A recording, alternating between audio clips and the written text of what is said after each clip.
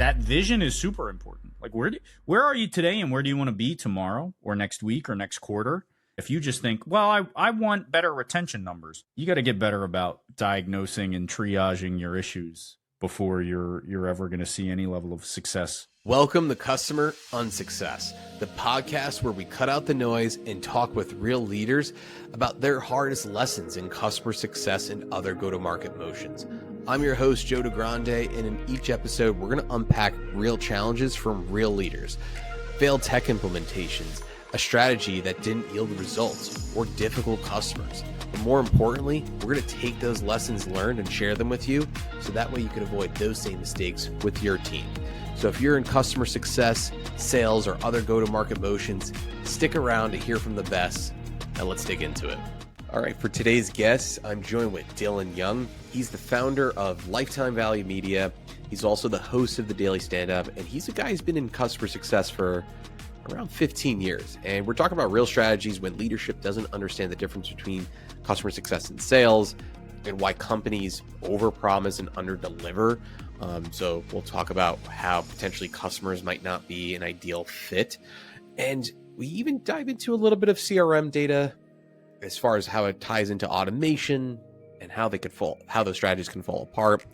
And we got some hilarious, painful lessons as well. So let's jump into it. Vegas, it's I hear a lot of crazy stories, but I'm like, maybe I'll sit this one out. But at any rate, well, let's kick this off. Let's do this thing. Dillon, thank you for coming on the show to Customer Unsuccess. Dillon's a good friend of mine. He's actually heading up Lifetime Value Media. He also is the host of the Daily Stand-Up, which is an awesome podcast as well. I've been on it myself, and it's fun. Got some great CS leaders, and amongst the best. So, Dillon, thanks for coming on. The pleasure is mine. Thank you for thinking of me and inviting me. There is not enough customer success podcasts, so I'm really excited to chat with you. No, all jokes aside, I think you bring a really interesting perspective. I think you're a couple years ahead of the curve when it comes to the digital stuff and the tech touch stuff. I think everybody's starting to catch up, but you've built a sizable lead. So I think this is a good addition to the commentary, and I'm looking forward to our conversation.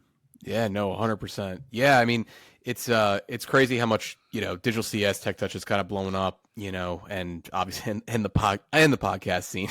Mm-hmm. But as we talk about, right, I think we probably even had some topics when we had discussions. I'm sure people on your show, but I think it's also we focus on what's going well, but not what isn't. And I think, it's something I always wanted to strive on and really kind of give advice to the folks. Early in my career, we've all had our mishaps and mistakes and, whether they be super costly, figuratively or literally. But, I'm curious, what you got, you have a wealth of experience, years, I'm sure you got some, some interesting, takes, over the years in CS and alike. Where do we start? And how much time do we have, Joe? We got let's let it ride. I mean, we'll see how this goes. 9 hours later, one listener left. We'll have a record for it. We'll have a record for the longest podcast going. I think I love this concept because for so many reasons. But I was thinking about this conversation earlier today.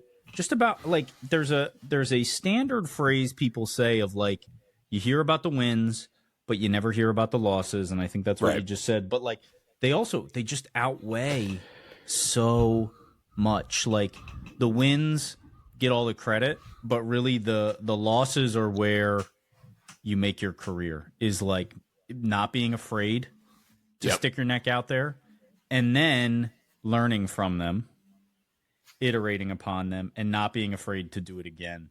And I think half of that is you, whoever that is, the listener, and your attitude. But I think it's also the environment and the people you surround yourself with is super important. So we could take this in any direction. We could talk about me mistakenly working for a company that wanted to pay me the most money but gave me literally no resources to work with. And then when you fail, which you inevitably will, they were like, well, what the heck? I thought you were a superhero. Right. Or we could talk about calling a customer's bluff and them saying, no, I wasn't kidding. I'm leaving now. We could talk about that. We could talk about anything in between. What strikes your fancy, Joe? I got a flavor for every possible scenario. I love it. To be honest, let's see if we have time to dive into both. I'm really interested in the companies, not giving the resources. That's actually tying into also like, tech touch and digital CS too, right? Like, it's a give and take, right? I'm also a big believer in being scrappy, right? Not spending too much, maybe focusing on resources you do have, but at the same time, there needs to still be that, it's a two-way street of that equal investment, right? Like, hey, they'll give you all the money in the world, but then if you don't give them the tools in order to execute, that could be to your detriment. So I'm curious. Tell me more about that. Well, I think it's not only the resources. I think it's also the time, right, or the patience that a lot of these companies and their leaders don't afford customer success professionals. So I've talked at length about my personal struggles with CROs who treat customer success like another limb of sales, and who just they just don't understand how customer success works. They don't understand that it's not a numbers game the way it is for sales. They don't understand that it's a long-term play versus a short-term play, like sales is. They don't understand the box within which we operate, whereas sales kind of famously gets to stretch the truth about what the product actually does. And customer success cannot, right? A good friend of Lifetime Value, Ed Powers. So if you don't know the name, go find him on LinkedIn. The dude is absolutely brilliant, but he comes from a very scientific angle. He likens it, and I don't think this is actually his, but he likens it to the difference between, what does he call it? Expectations and experiences. So in sales, it's all about expectations, right? You can sell a dream because they have no basis for understanding what it is you can actually deliver on, what your product or your service does. So they're basing it just off of the expectation, what you tell them, right? And they do some around trying to understand. Most buyers are trying to understand whether you're telling the truth, basically. That's why you go through demos. That's why they get references, so on and so forth.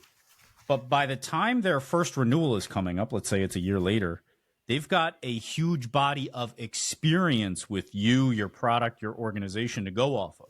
So it no longer really matters what you say as a representative of the organization. It's now all about what have you done for the past 365 days.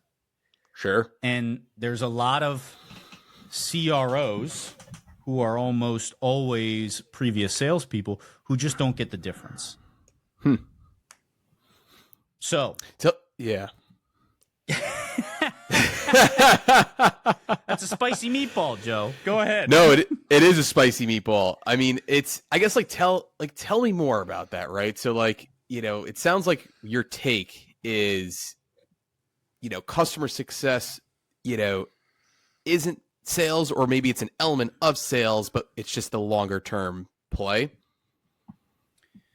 It's sales done a different way, right? Like your goal is, sales is often seen as customer acquisition, right? Sure. Yep. But I heard this reframe, it was a couple of years ago at this point. I think I read it actually. It's actually revenue acquisition. For sales, it typically comes in the form of a net new logo. Right. And customer success more often plays in the revenue acquisition space of either additional revenue of the same type from a customer, so like new licenses on the same product, or they might be acquiring a new channel of revenue, so it's effectively selling a module on that same product, or they're selling a brand new product, a new SKU to the customer, and they're acquiring new revenue, but not necessarily a new customer. And that's another thing that I think sales professionals can struggle with. So do you think now, so definitely understood, sales is commonly thought of, acquiring new logos. It's very acquisition based, and obviously, you and I see eye to eye, right? Like sales goes beyond that, focusing on like customer expansion, and the existing customer base. Now, how do, like, it sounds like there's essentially like a disconnect between, maybe the CRO with maybe if there is a chief, customer success officer, like how do you get them to talk together, see eye to eye, right? I'm curious to get your take just based on your experience of what you've seen, because it sounds like it has been a struggle, but like, are there cases where you've seen it been done well? I'm a big believer that time heals all wounds, and I think that will be the case with customer success. I mean, you figure customer success is 30 years old, right? Like, maximum. Whereas sales is thousands of years old, right? So I think part of this challenge is that we haven't been around that long. And so folks are still trying to wrap their head around exactly what customer success does. And I do believe that there are times at which this works really, really well together.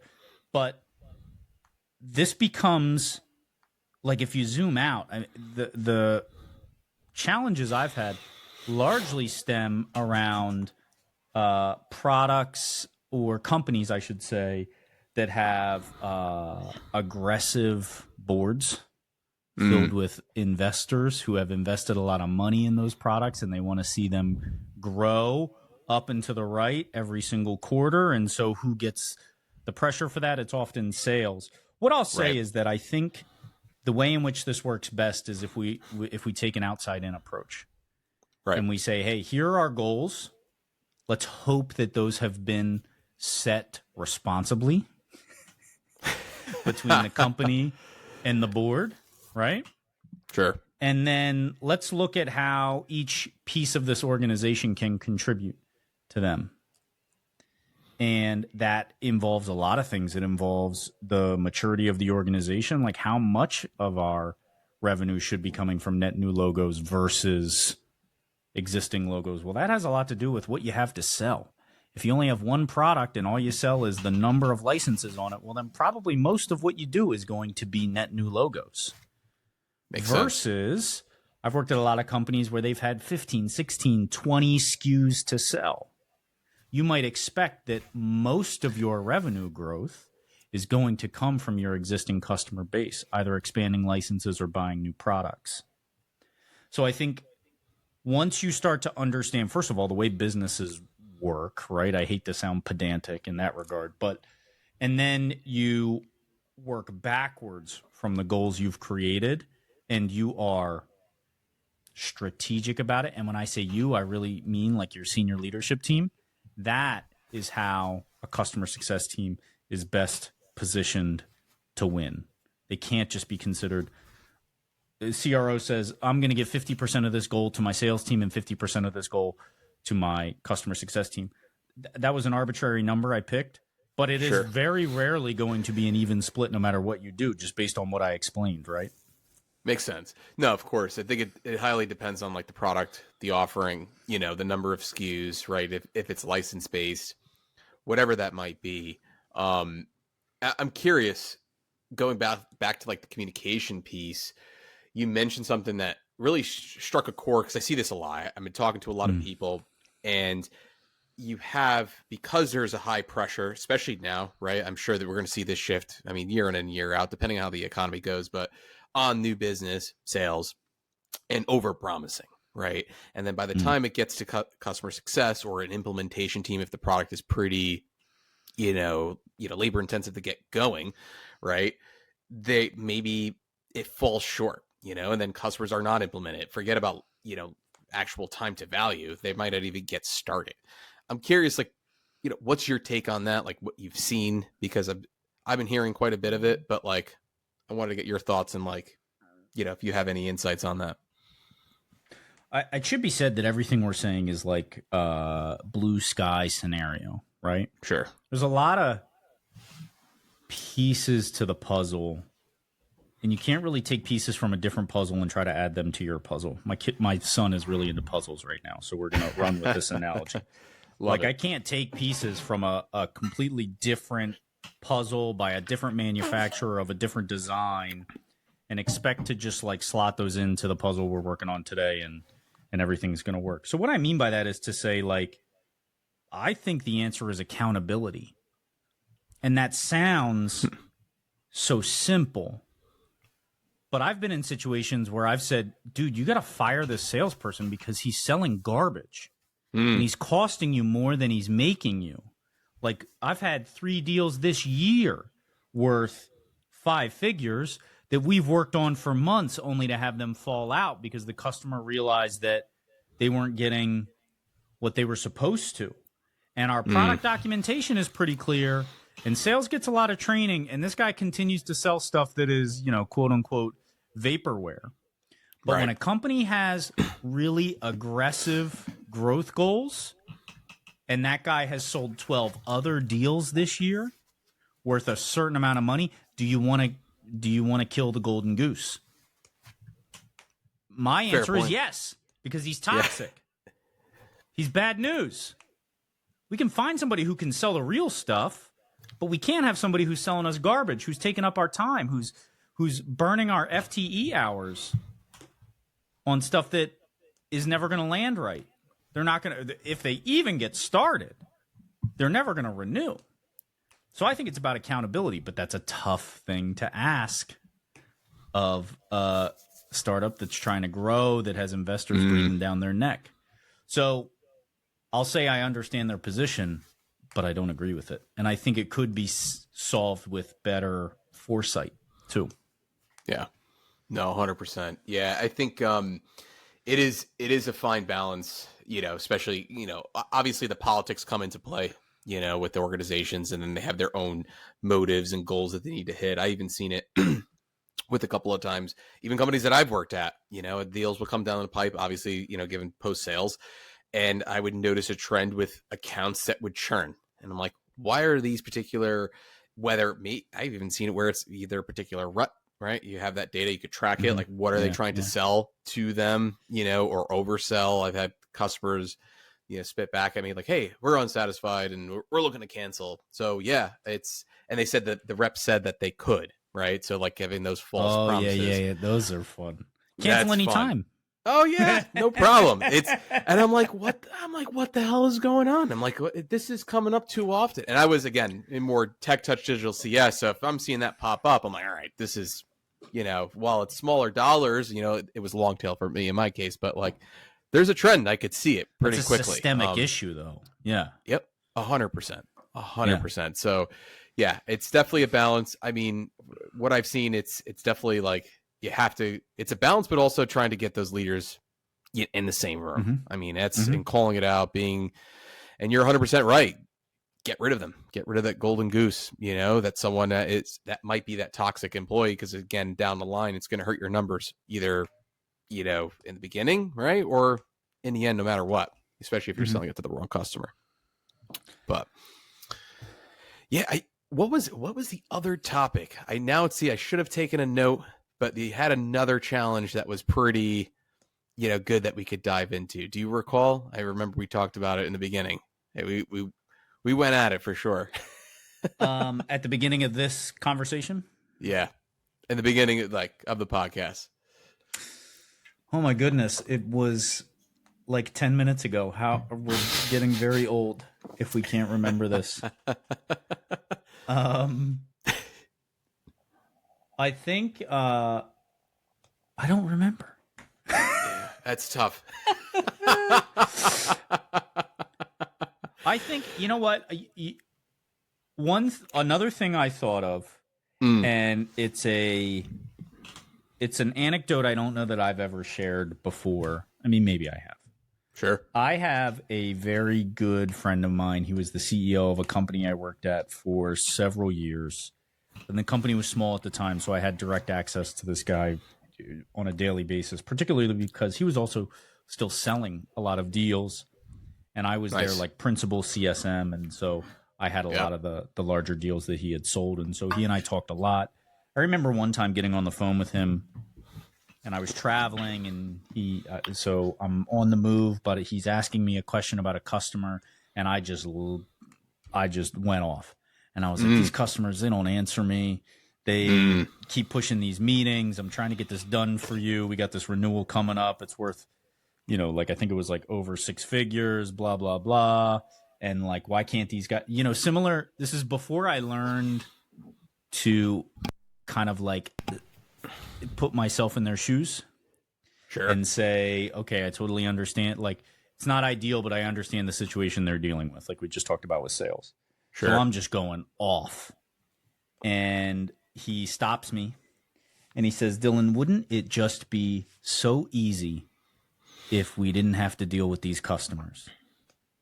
And it stopped me dead in my tracks. I think about it all the time about this is our job, is to navigate these issues and to continuously empathize, but try to push forward our position with our customers. So I thought that was an interesting thing, and I thought about it in relation to this conversation because you think about unsuccessful. Right. And we have to reframe that to think about, okay, 1 step backward, 2 steps forward. Use everything. Joe, I'm speaking your love language right now. Everything is a data point. Yeah. Add it to the spreadsheet, add it to the formula, and get better. And you can't delete the customer from the equation, unfortunately. 100%. So you've got to almost like learn your business jujitsu and use their momentum to drive forward your strategy. 100%. That makes sense? Yeah, no, it definitely does. No, it's interesting too, right? Because I think about it, you hit the nail on the head, like put yourself in their shoes, and if you flip the script, it's going back to like the customer, right? Like it sounds like in that scenario, you were trying to do your job, they weren't getting in touch with you, right? They weren't scheduling calls. All right. Flip the script, right? Hey, why should I have the call with Dillon? Right? Like why, like if they're on the other end of it, what value is this bringing to me? No pun intended, and that's, or even early in my career, I've had that challenge, right? Like I was a CSM. They're like, go, you got to talk to these customers. You got to figure out where there's, buy-in and upsell opportunity, different departments and so on and so forth. All right. Well, I'm just like, at first was like, all right, let me just, spray and pray, like hope for the best and, just try to get them on the phone. But in reality, 100% right. It's flipping the script. How do I convince them that what I'm providing with that 15, 20, 30 minutes of time, or, God willing, another, if it's 45 or longer, but, to convince them to come on the phone and, make their lives easier. And I think it's a fair point. You kind of get caught up in the steps and the to-do and what's expected of you. And, you get lost. I remember, this is how I got into like the customer success community is probably within a year of that conversation. And it's all of these things we're talking about and swirling around is I had to have a sit down moment with myself of like, do I want to have this meeting with me? Why do they keep pushing off? And it's because I was getting on these meetings and just being like, so how are things going, guys? All good? You need help with anything? Did you see that new release that came out? And so that is in no way compelling. Like, consider yourself, you're a business owner, right? Right. Like, you've got to be convinced to dedicate 30 minutes in an 8-hour day is 1/16 of your day. Like, that is...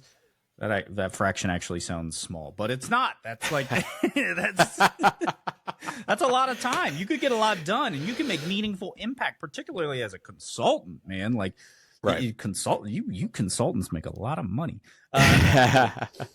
You can bill a ton of, like, when you look at it in terms of like billable time, that's a lot of time, and 100%. So you're competing against their ability to go and generate revenue in some way. You've got to show the ROI. And so what I started this by saying it was my entree into the community because I didn't have anybody at that organization who was explaining that to me. How you've got to speak their language. You've got to talk ROI. You've got to talk value.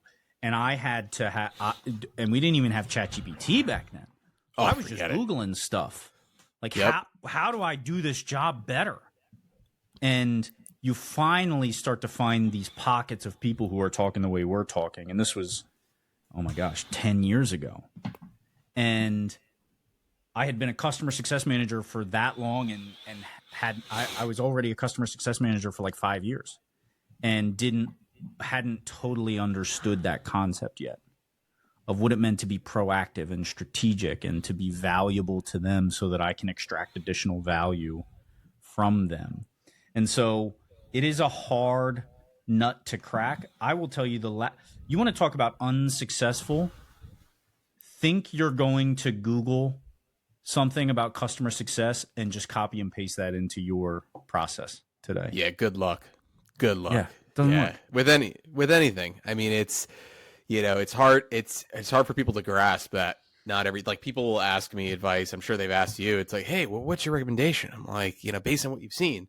All right, yeah. I mean, give you a general idea, but every business is different, and it's unfortunate people hate to hear that. And same thing, if you Google on the internet, it's not like it's a textbook solution, Yeah, dude, I have built my own programs before because I thought that was the way, because I wanted it to be bespoke, but I didn't think about the time it would take me versus I wanted to go and buy a point solution. So I bought like the smallest version of Salesforce at one time, but like that's not cost effective. Or I've tried to tie a bunch of systems together because I thought that was going to be the easiest thing, but I like the integrations and connections were not reliable. Yep. And so I think people need to think about what it is they're trying to accomplish. Like, what is the pain point they're solving for? How much time do they have to stand up this solution? And how much money do they have? It's true. Those are 3 solid bullets. Yeah. And you can start to sort of triangulate a solution at that point. But without that information and that vision is super important. Like, where are you today and where do you want to be tomorrow or next week or next quarter? If you don't even understand that, if you just think, well, I want better retention numbers. Well, you got to get better about diagnosing and triaging your issues before you're ever going to see any level of success with that process. No, 100%. It's funny actually when you bring that up in terms of tech, because I think I'll give you a good example with me, right? Like being exposed in B2B, right? You have tools that you're spending hundreds of thousands of dollars on, right? If you're using Salesforce, Marketo, SalesLoft, Gainsight, you name it. And then I'm like, all right, go back to my own business as a consultant. I'm like, all right, how am I going to go do this? And I'm like, well, let's start with the basics. What's the goal? And I'm like, all right, well, I need to automate it. I got to get the time back in my day. I'm like, all right, how do I automate? I'm going to go get Zapier. And now I'm like, all right, well, I don't need Salesforce. HubSpot's free, at least to get started. What other solutions? I'm not going to build out Marketo campaigns. I'm like, all right, how much money do I have? Well, I want to be very scrappy and bootstrap. Maybe I should be looking at MailChimp, and again, it goes back to you kind of have to break the mold of what you're used to, and it's not going to be textbook, and you have to analyze that situation. Sometimes it's also the pressure of being put into that situation that forces you to do those things, but at the same kind of brings it home on not everything is like a carbon copy. Well, and you also, I mean, let's talk about this idea of wins versus losses, right? Right. I think I've had 4 newsletter providers in 14 months. Ooh. Because I start with one and then I realize oh, well, it's missing this thing. So mind you, I think I went through 3 in 45 days, but, and then I found another one 6 months later, but that is, it's an iterative process too. Yep. Is you have to measure that against everything is maybe how easy is it to rip this out if I have to. True. And so how much time do I need to spend on this decision if actually ripping it out and replacing it is relatively easy? I'd argue don't spend more than 30 minutes on making that decision. Like do a pretty cursory research project and then just like pull the trigger and move on. Because I know from my perspective, otherwise I want to design something to the nines that is going to, like this thing could survive a nuclear blast. And it's like, okay, well, if I decide in 6 months I don't even actually want to do that process, then I wasted all that time that I could have been out there generating revenue. Oh, yeah, totally. Yeah, it's definitely, you got to be careful not to spin your wheels 100%. Yeah, you spin your wheels, you're never going to, the 30-minute benchmark, that's actually pretty solid. I think that even myself, you could spin your wheels. It's funny, you talk about newsletter providers.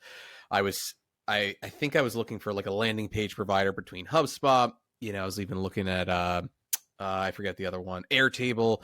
And then I realized I'm like, well, wait a minute, I got Wix. That's where my site is hosted. Why am I not looking there? And it's like, again, you could end up in a place where you're over evaluating, spending a lot of time. But yeah, the 30 minutes is a good benchmark for sure. Yeah. Default to action, right? Yeah. Like I feel like that you talk about successful. I think another way to talk about wins versus losses is like this idea of like values and like tenets to operate by. And one of those, I believe, is default to action. Like once you are confident, you've decided that this is a thing you need to do, then take the shortest path from making that decision to standing up a first iteration of it so that you can continue to collect data. You can start to iterate. You can even see if it's like worthwhile versus like building the Taj Mahal. And then I personally struggle with that because I love to build. Yep. But there's something to be said for like, all right, just create the easiest mousetrap possible. See if you can catch anything, and then start to build upon it. Yeah, no, it's fair. Yeah, you and I are alike with that when it comes to building. You start to trigger something inside, and you're like, oh, this is great. I'm like, all right, what am I building for? Oh, no, it could be a little complex. But yeah, I think starting small, little test segment, just to kind of get it, bias to action that's key. Because if you don't, you'll just, end up in analysis paralysis, but that's good stuff. Yeah. Cool. What?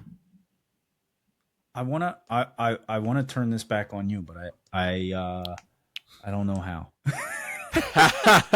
What's your biggest failure you've ever experienced? Can I ask that question? Can I take the reins here? You can take the reins. I'm happy to give you some of my failures. I mean, I will say I got two.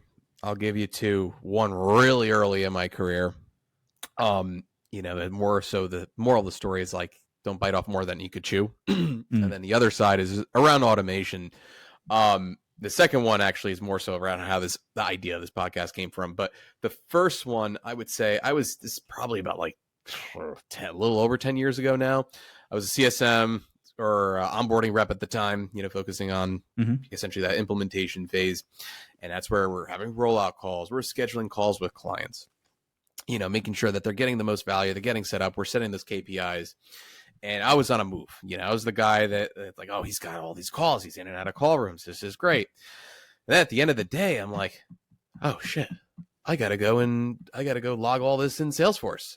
This is a problem. I'm like, okay. And it was Friday, end of day. And I'm like, it was supposed to be logged in. I was junior at this point. I stayed on a Friday till I think it was 7 o'clock. I was the only one left in the office with the two VPs. And I'll tell you one thing, never forgot again to make sure to log my calls. Now you got AI. Everything could just spit out a whole summary and you could just copy and paste it. But this is all manual in Salesforce. They were tracking it through reporting. So that's one. So making sure that you're following the process that the team puts in place is going to be key. And it also makes your life better too, right? Good note taking, I think, is key. And then it goes back to having good data. The other piece of it is when it comes to automation, I'm a big believer, whether that's sales automation, marketing automation, CS automation, all alike. Focus on who you do not want in your campaigns or flows, especially if you're communicating with customers, but focus who you want to make sure does not receive it. I invited at one point, I forget the customer, irrelevant, but we were inviting them to register for access as well as a training to the solutions, an enterprise account, huge. So we're talking, thousands of people at this organization that could benefit, and it was unlimited. And starting with using the tool Easy Mail Merge, the Outlook plugin, and accidentally emailed the CEO's wife. It went to her, and I'm like, she responded right away, and I'm like, oh my God, this isn't working. Probably should have excluded anybody with regular, like unpaid, like a Gmail or whatever that might be, or the same company domain, at that time. And, but, averted it. I don't even think until I left anybody found out. It was more of like an inside joke than anything else. But at any rate, yeah, that was a good learning for future automation, and then creating checklists and ways to audit. That's key. But yeah. I think that's true, but one thing I would add to that is I think the people who will win, who will come out on top if this is a competition, I don't think that's necessarily the case, but I think the people who will excel are those who are not afraid to make mistakes either. Like, 100%. I don't know how many times I have sent the classic dear first name in brackets sort of message. Yep. But dude, nobody's going to remember that in a couple of weeks, let alone years. Your career is very long, but that lesson will stick with you. If you are too afraid to ever even try because you think that might happen, you're in for a rude awakening. This is a thing I teach my son, or I try to teach my son. He's only 3. All the time is like, dude, life is long and pain or embarrassment is very short. So do not miss opportunities for fear of failure. Oh, 100%.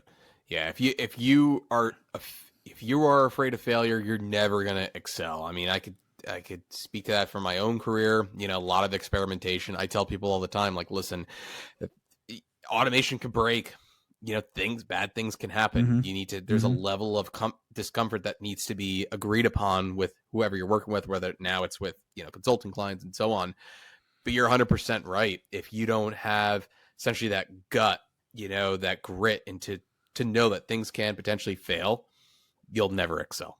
You'll never excel in your career. And I think that's like the best kind of takeaway with any of this is try, bias to action, right? Making sure that you're making that attempt, and know that, hey, things might not work out, but that's okay. There's always going to be a learning lesson behind it.